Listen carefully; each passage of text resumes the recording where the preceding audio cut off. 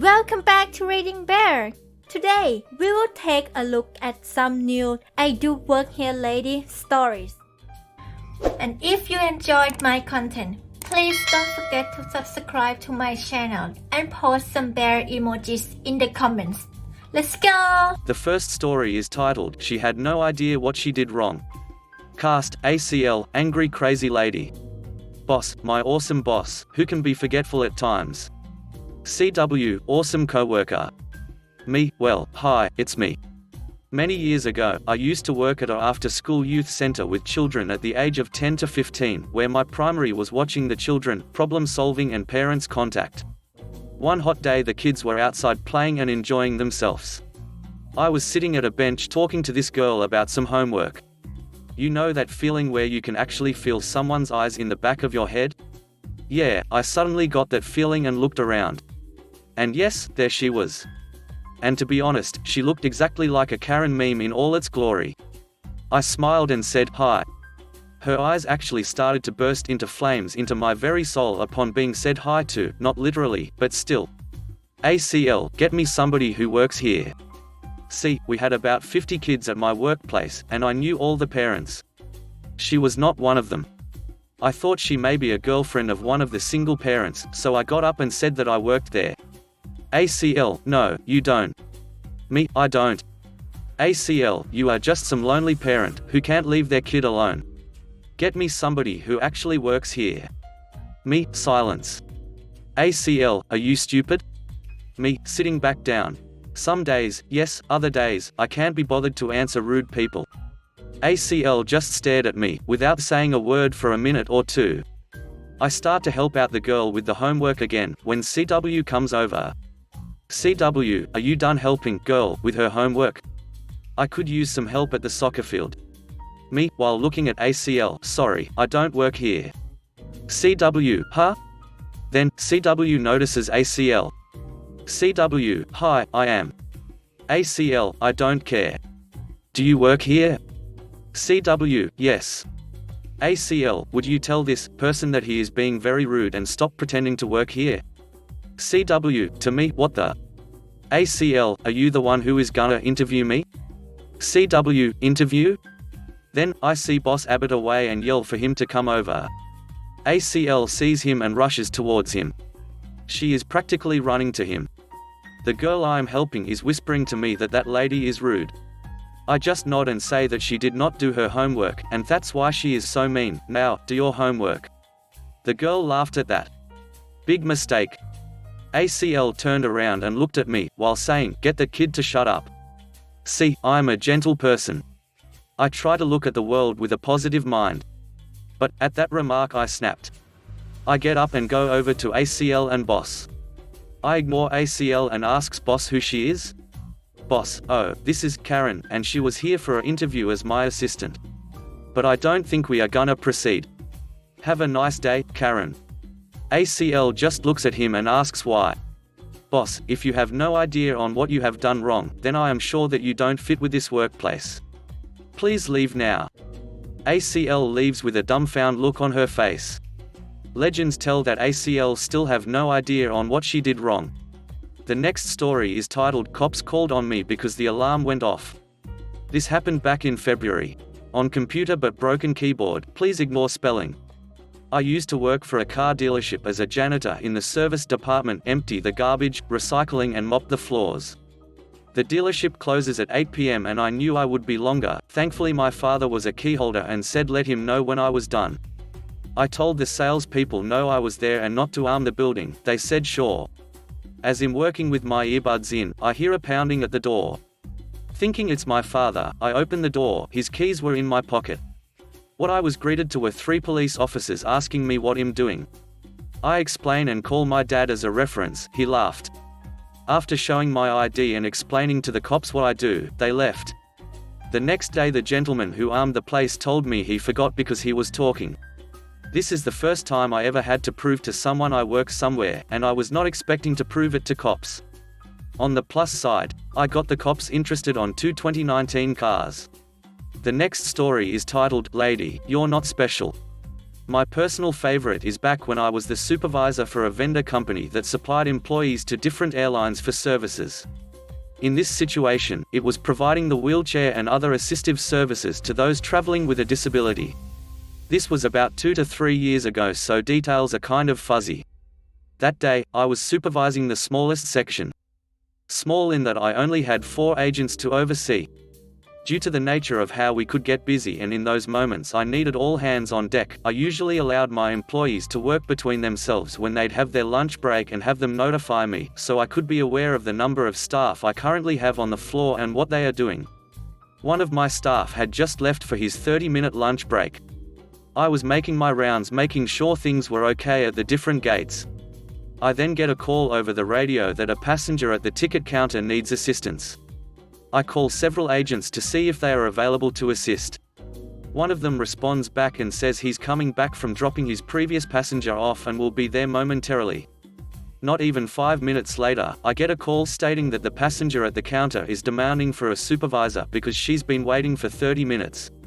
I checked my call log, as our radios record times and messages for situations like this, and see that my very first notification wasn't even 5 minutes ago. Yay, it's going to be one of those customers. I make my way down to the ticket counter, which was another 5 minutes or so, and meet the customer in question. It's an older lady, Karen, and her boy Toy.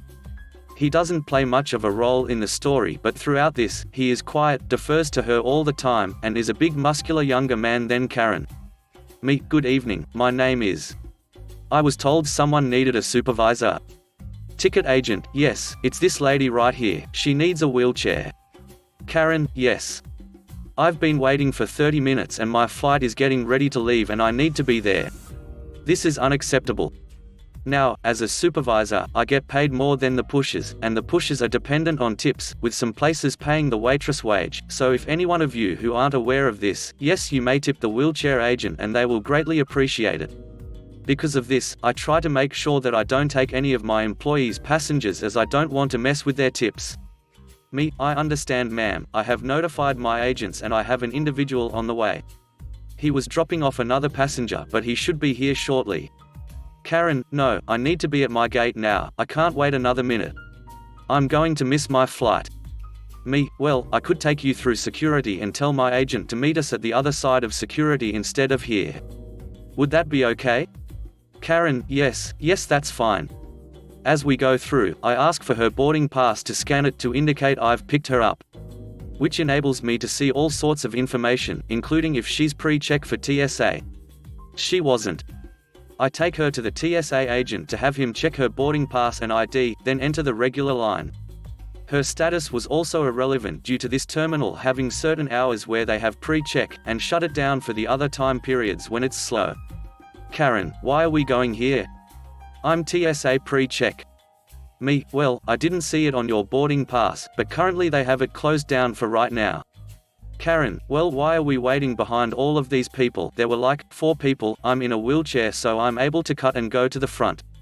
Me, unfortunately I can't do that ma'am, we are able to go through an expedited line. At this I point towards the line I'm referring to, which is the line to have TSA look at your information before getting back in line to put stuff through the machine, but once we reach this point, we need to wait in line behind everyone else.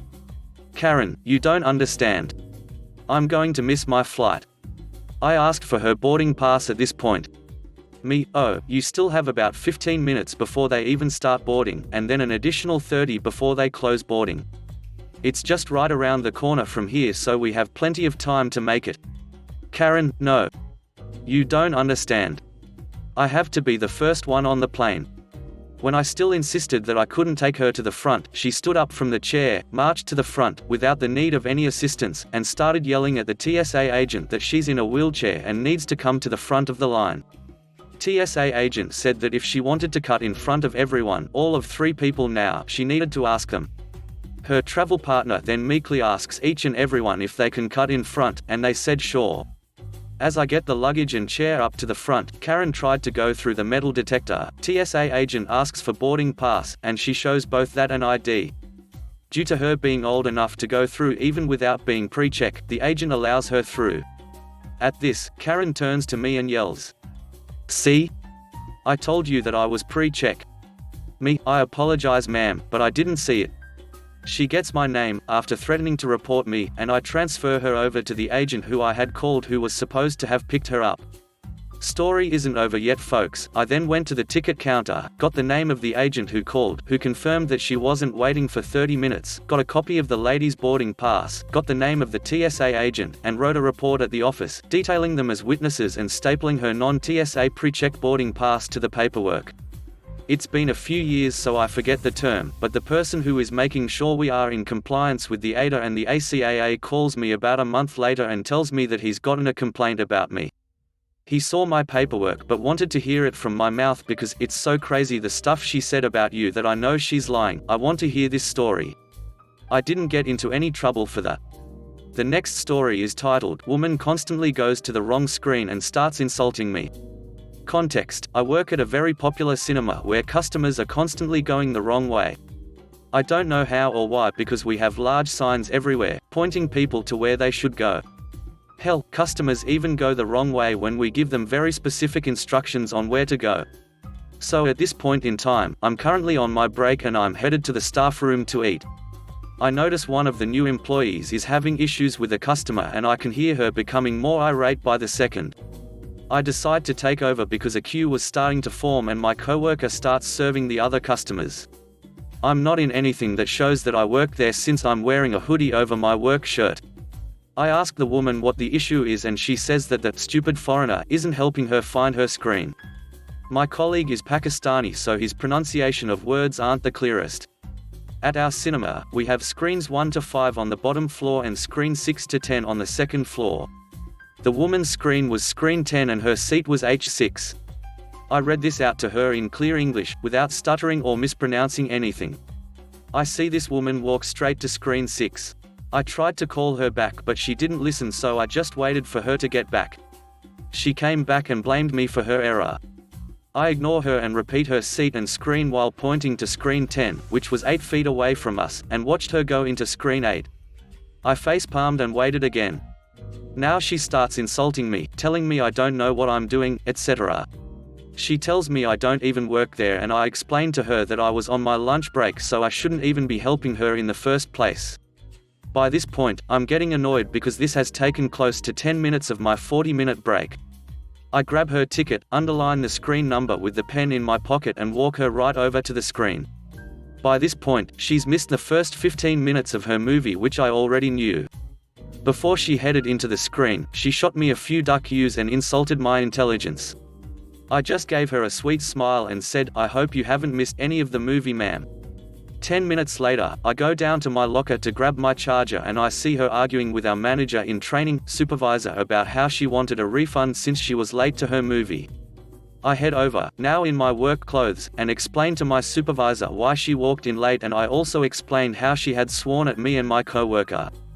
My work colleagues are all amazing and we always back each other up so she was pretty pissed off that this customer had the audacity to act like that while I was working for free since our breaks aren't paid. Supervisor tells customer that she should go back to the film or be kicked out for being disruptive. Customer asks to see the manager and my supervisor pulls out her badge that says she's a manager in training. My supervisor asks her if she'd need any assistance and the customer says nothing. The customer's face goes bright red and she walks out of the cinema while me and my supervisor look at each other with crap-eating grins. The next story is titled, Came in Early to Work. I came in early to get mum gum yesterday. We have other customers wait behind the yellow line to abide by government coronavirus guideline. If someone is in front of you checking out, you must wait behind the yellow line. I was at the checkout and said, can you please wait behind the yellow line? She said, only if a staff member tells me to. Person checking me out had to take a call and wasn't their ATM. Without breaking eye contact, I pull out my work smock from my bag and put it on. She backed up, but called me a bag of pricks and a liberal who is naive and deserves to be stuck in the democratic overthrow. At this point I just say, sounds good. The next story is titled, I do work here, but I am in the middle of making a bracelet. Alright. I work at a place called Bouncy Bracelets. It's like a lemonade stand but we sell loom bracelets. The rest of the staff don't know this because the lady, Karen, followed me while I was going to my town home to work on some bracelets. We do the same bracelet every time. Well, for the Black Lives Matter event we are doing. I went home with my bag full of looms and connectors. My shift was done and I was heading home to make some for my afternoon shift. Karen runs after me until I make it to my town home. Karen, hey. Give that back to the shop. You stole those. Me, I'm sorry ma'am, but Karen got my loom bag and I got mad. Me, ma'am, I work there. Karen, well, you don't have badge. We had a sticker badge what the staff names are and what town home they lived in. Like 15, etc. She was red and gave me back my looms, then she said, I will report you for not serving a customer. Otherwise, she probably didn't because staff can't serve customers after their shift. The next story is titled, Meet Bob and Joe, the 5 staff that work here. Backstory. In high school, I was on the stage crew with 4 other guys. There was myself, Bob Stevens, Bob Jones, Bob Smith, Joe Adams and Joe Smith, brother of Bob Smith. So there we were, a happy crew of 5 guys, Bob and Joe. We used to love torturing people who would come in looking for Bob or Joe for some stage setup or sound, mercilessly. The story. One day, our vice principal came in to see us. Now, he was one of these super tough, loud, military type 5Ps that you did not mess with. When he was in high school as a student, his major was phys ed. He once had to fill in for our phys ed teacher for a week while we were doing wrestling. He definitely put his money where his mouth was. The neatest part of him was that he was actually a super nice guy if you got to know him. This was 1980, he had to have a tough persona to keep the unruly students in line, but on the inside, he was a softie. There we were, backstage, torturing this poor VP who was just trying to keep order in his school. So we are doing this, rather well refined, round robin in who's on first style when he finally has hit his limit. He kind of semi-barks in frustration, look. This definitely got our attention. From this point forward, when any of you boys set foot on this campus, you will now answer to your middle names. I will inform the office secretaries, so they can square it up with your respective teachers. We knew he wasn't genuinely mad, but we knew we gone just that little bit too far. So we thought, hey, cool. We get to kind of have new identities. Dumb, idiotic, stupid luck, he looks at me first, and says, you. What is your middle name? Me, Joe, sir. My name is Robert Joseph Stevens. The look on his face was priceless. He swings his hands down, dismissively, as he turned around and walked out, slamming the stage door behind him. The funny part is, it would have worked. There was no duplicity in our middle names.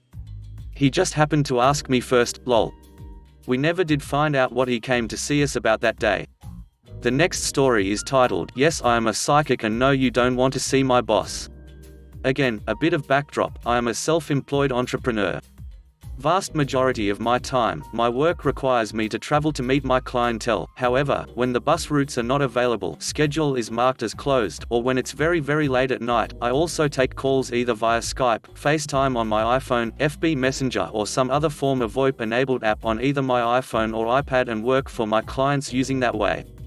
As previously stated in another subreddit, I do 3 types of primary work for my clientele. For this story it's a mix of 2, and just finished occurring 40+ minutes ago. Also take note that where I am, we are still under basic self-isolation measure to prevent spread of COVID-19. I have only been taking and allowing calls since March, at least until further notice from my local, higher authority of government dictates otherwise. I was getting calls all day today for what my line of work calls information searches. I take the time to try all kinds of manners of research and exploring through all means of available information resources. This includes using internet databases like Wikipedia, Yelp, Yellow Pages, CityGov websites, and calling up a plethora of libraries, museums, universities from all over the world. I have spent a vast majority of my life building up my sources and favors in my pockets since my days of high school. I was a nerd that out-nerded the basic concept of being a know-it-all straighter student nerd. Today was like any other, people find it difficult to find what they want, even the simplest of things, all because technology is just too much to grasp due to an overabundance of apps, autocorrect mistakes, and whatever human error mistakes can occur. This is where I come in. I am blessed with an abnormal way of thinking and processing visual stimuli that lets me see information differently and find it in a jiff. For this line of work, I charge my clients $10 for 1 hour of work. Flat rate, even if it takes me 1 minute or the full 60, and if I work 61 minutes, it counts as 2 hours pro-rated. All or most of my clients are fine with this and pay the first hour up front and I get right to work. I charge the additional hours when I am done finding what they want, and I make sure to get paid before giving them their requested information. This happens all day. Worked a total of 16 calls, each workload ranging less than 20 minutes worth of searching for their requested topics, information. Made some reasonable pay. And then there is the other work I do for my clients. I do tarot readings, and other, spiritual type work for them. Or give them advice, instructions on various things many become curious about. These two I am able to do over the phone via either video chat or voice chat calls. I had roughly 25 plus of these today. And half of these calls ended without getting paid or doing any actual work cause people got offended that I asked to be paid for these things. 2 calls, clients in particular today called me back to back. I am assuming they are friends or related in some way. Was a bit eventful and interesting to say the least. Call, client 1, hello, I am looking for local entrepreneur shop, is this it? Me, yes it is, what is it you need help with? I have a wide range of skills and services, explains list of options. Call, client 1, oh fantastic, I would like to get service Q, and possibly, service V, from you today. Is it possible for me to visit you at your office, place of business in an hour? Here is where I have to be careful with my wording during any of these kind of calls cause I need to remain isolated from any up-close contact with others based on local COVID policies my government has in place and need to make sure any clients trying to visit me dare not come, while I try my best to keep them still interested in my help and willing to pay me for my work that I will provide for them. Me, I can provide those to you, but they will need to be handled over this call or during a video chat of your chosen VoIP services, Skype, FaceTime and so on. I am at this time not allowed to have in-person visits due to government COVID policies placed on many local businesses. I am afraid I cannot not let you show up here at all. Call, client 1, well I prefer face-to-face, in person, I hate doing those kinds of things over the phone, it just seems too weird. Me, I am truly sorry, caller, but I must insist that we do this during video chat of your choice or just as is during this call. May we start with service Q, I can start shuff. Call, client 1, no, this just won't do. I am heading over now. I am already getting my shoes on and grabbing my things. I will be there in 20 minutes. Me, yelling no. Please stay where you are, you cannot come here. It is technically against the law for you to show up here while the COVID-19 policies are in place. If you show up, I am required to call the local authorities and have you arrested for trespassing and becoming a danger to public safety. Call, client 1, forget it, I will find someone else who is willing to help me with my questions and needs. Call goes dead, call drops. 20-ish minutes goes by of utter silence and calm bliss. I am relaxing, playing skill games on my Echo Dot and eventually listening to music from my iPhone. 40-ish minutes since that call I hear my phone ring, I answer. Call, client 2, excuse me, is this local entrepreneur shop, is me around, may I speak with him please? Me, this is he speaking, how may I help you? Call, client 2, no, I want your boss, me, the owner of this shop. I want to speak to the owner of this store. Me, caller, I am owner, I am the person that owns this shop. What can I do for you, what may be the problem? Call, client 2, what? No way, you sound too feminine and young to be owner, it says here on the website that he is in his late 30s and a male. You are his receptionist, you can't fool me, he needs to speak to me right now or I am calling the mayor or someone in high enough authority and get your shop closed down for unwarranted violent rude behavior towards a potential customer. Me, caller, here, I will prove I am the owner. At this point, I notice the call is showing the option for FaceTime, only time the option shows is if the other end is also using an iPhone or iPad. I am turning on FaceTime. Less than screen for FaceTime option pops up on my iPhone, greater than less than client's face pops up in view and my camera activates showing my face greater than. I have a scraggly beard going on due to lack of need for personal facial hygiene, all thanks to being forced to stay home to work. LMAO, I am practically working from my bedroom these days and sitting at my desk where it is clear that there is no additional space for another desk or a receptionist, and that I am the only person there. Call, client 2, but I just talked to a young girl a minute ago, I could have swore it. At this point I am frustrated and confused at why she wanted to talk with me personally.